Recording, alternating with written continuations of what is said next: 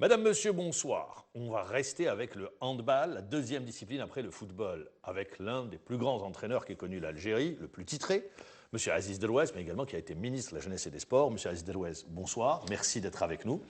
Ça nous fait vraiment plaisir. Et Tarek Loumassine, journaliste à la radio algérienne. Là, je vais m'adresser à l'ancien ministre que vous disiez de la Jeunesse et des Sports pour revenir sur avant de parler handball.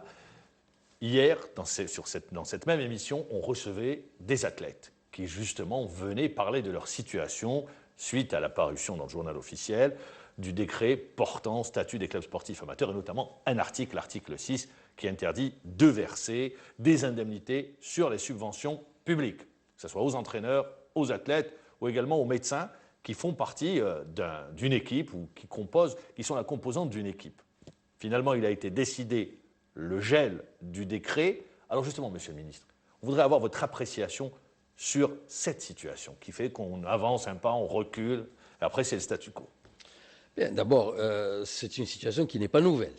C'est une situation qui perdure depuis ce qu'on peut qualifier de la fin de la réforme sportive de 1977, donc consacrée par la loi 8903, au moment où les conditions économiques exigeaient de l'Algérie une plus grande rigueur dans la gestion des entreprises publiques, au sein desquelles on avait développé les associations sportives de performance. Donc, en clair, les athlètes étaient rémunérés avec un salaire en tant qu'intégré dans l'entreprise, avec des indemnités et primes de match, dans un système qui était codifié, réglementé, etc.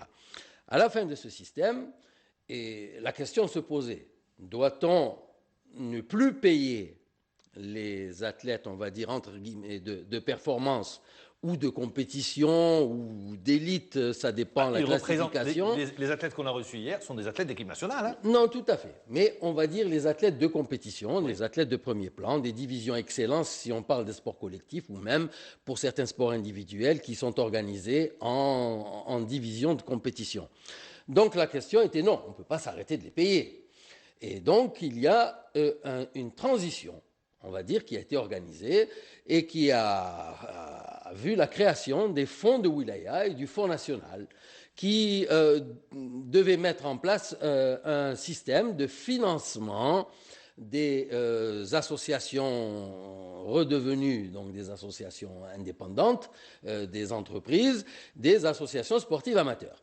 Ce système-là, donc, a permis, jusqu'à ce jour, de continuer à rémunérer donc, les athlètes de compétition et bien entendu dans un cadre qui, lui, n'est pas tout à fait légal. Et donc ça a été dit depuis très longtemps. Quand j'étais moi-même ministre, je me rappelle avoir interpellé des présidents d'associations de football en direct à la télévision, leur disant « vous devez tous aller en prison ». Donc il faut que l'on normalise, que l'on réglemente, qu'il y ait un ancrage. Exactement.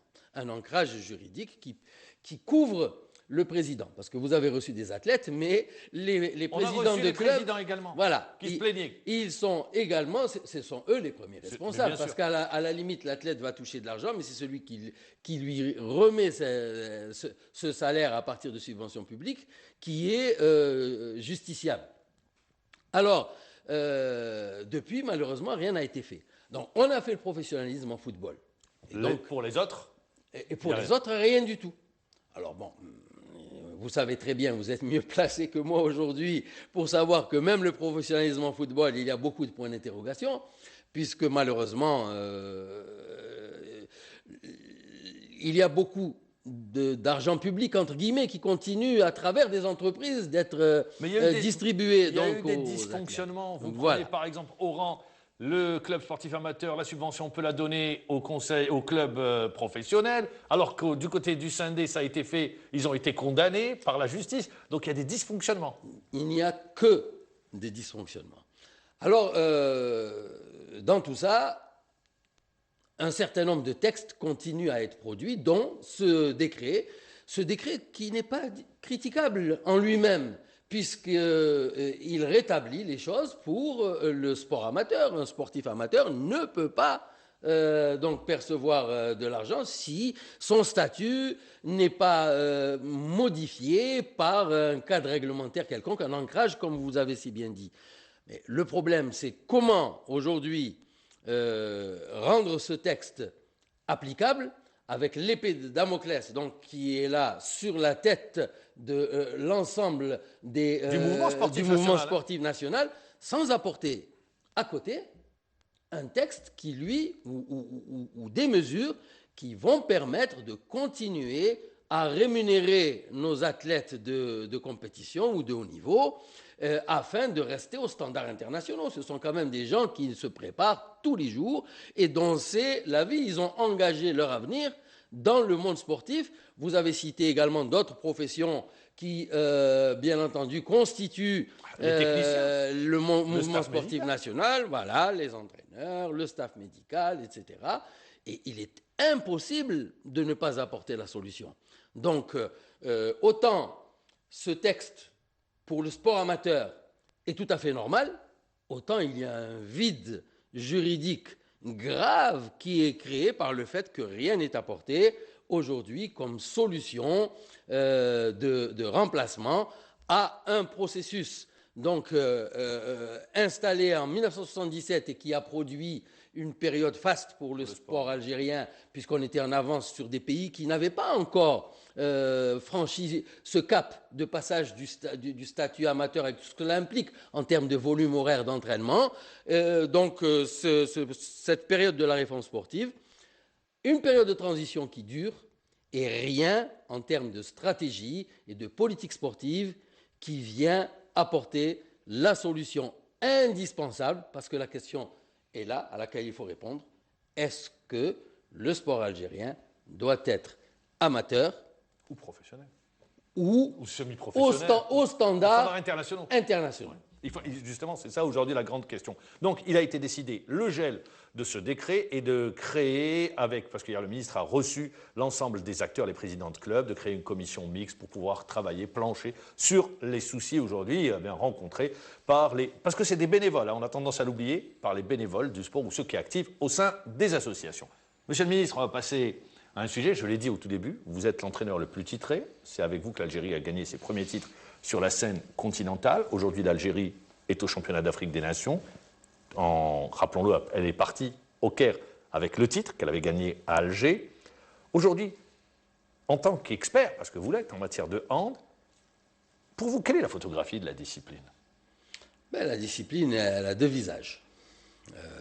Le visage de l'équipe nationale, on va dire, l'équipe nationale garçon A, parce que malheureusement, il y a les féminines qui sont en sommeil, elles viennent juste de reprendre depuis 2 années.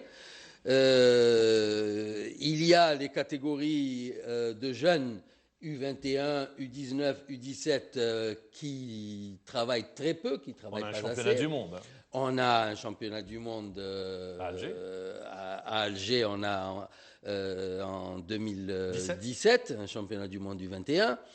Et à côté, il y a le développement du handball, il y a la compétition, laquelle a connu des périodes de troubles extrêmement graves, puisqu'il faut se rappeler que le championnat a été boycotté par des clubs pendant 2 années. Et un championnat où il n'y a pas suffisamment de paliers intermédiaires qui permettent de constituer la pyramide donc, de la compétition jusqu'à la performance, jusqu'au haut niveau. Alors, il faut reconnaître que malheureusement, un décalage s'est installé depuis quelques années entre, par exemple, le handball égyptien, tunisien et le handball national, parce que cette pyramide était une réalité chez nous. J'ai cité tout à l'heure la période de la réforme sportive donc de 77 à la fin des années 80. En tant que technicien, vous aviez un réservoir de joueurs. Il y avait un réservoir, il y avait un volume horaire de travail.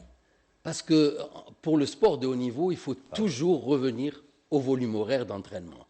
Et je le disais tout à l'heure, nous avions de l'avance par rapport à des voisins. Je le dis toujours, on était en avance par rapport à la référence aujourd'hui, la France. Absolument. Voilà. Que vous aviez battu en tant qu'entraîneur à l'attaquer C'était aux Jeux méditerranéens. Aux Jeux méditerranéens, aux Jeux méditerranéens de Rabat déjà. Rabat, là, on les avait battus de 9 buts d'écart. C'était une révolution en France. Mais les Français s'entraînaient 3 fois par semaine et nous, on s'entraînait tous les jours. Donc, on a confirmé aux Jeux méditerranéens de l'attaquer, effectivement, où nous avions joué, nous, à Damas, où on les a battus en finale, en 87. C'était déjà l'équipe de Daniel Constantini. Et l'écart, ensuite, s'est creusé, s'est inversé. Mais ça n'est pas qu'avec la France que nous avons pris ce retard.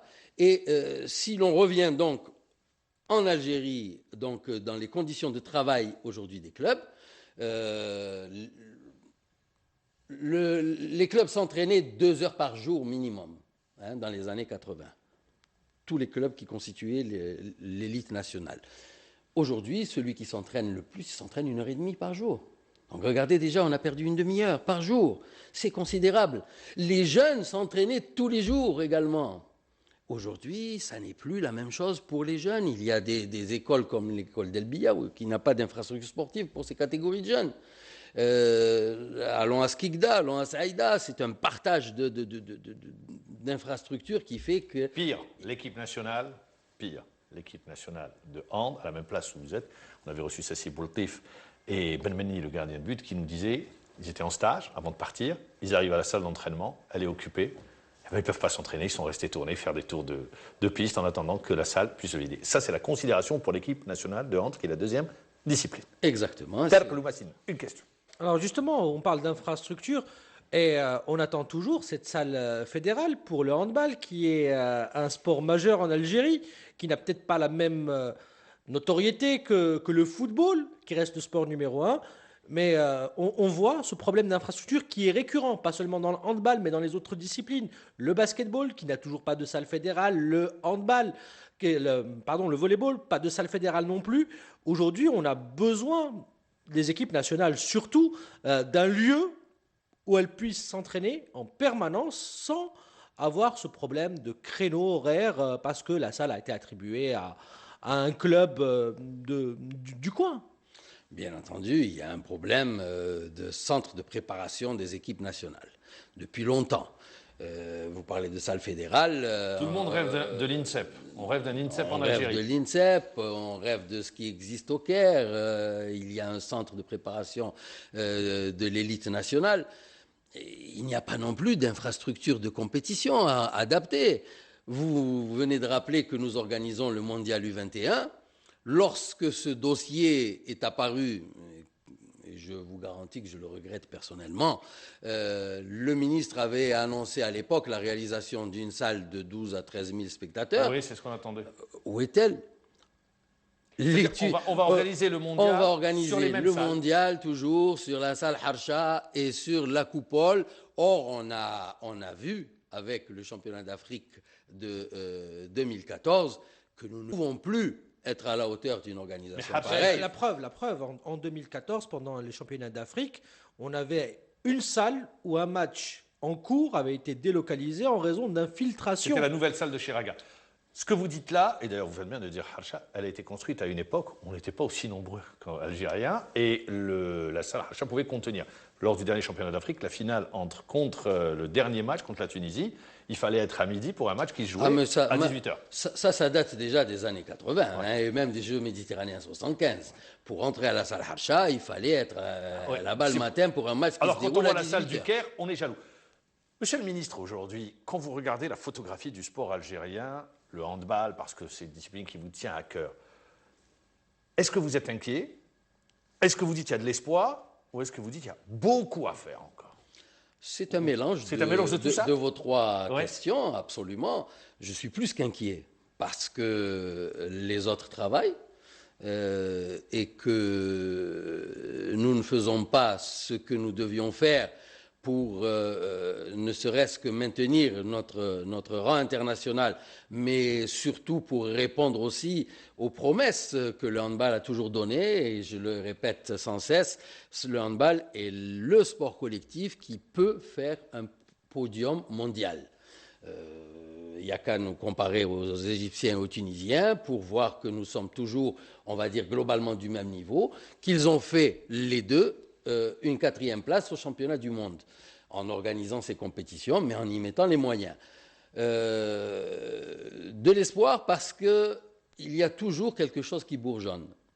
C'est magnifique de voir ce qu'apporte toujours Skikda au handball national, avec les deux ailiers, Boujneh, Sakar cette fois-ci, avec Kabesh, qui était la révélation du dernier championnat du monde, qui est aujourd'hui professionnel en France, au club d'Istres, avec Ayoub Abdi, qui vient de Wesley. Donc,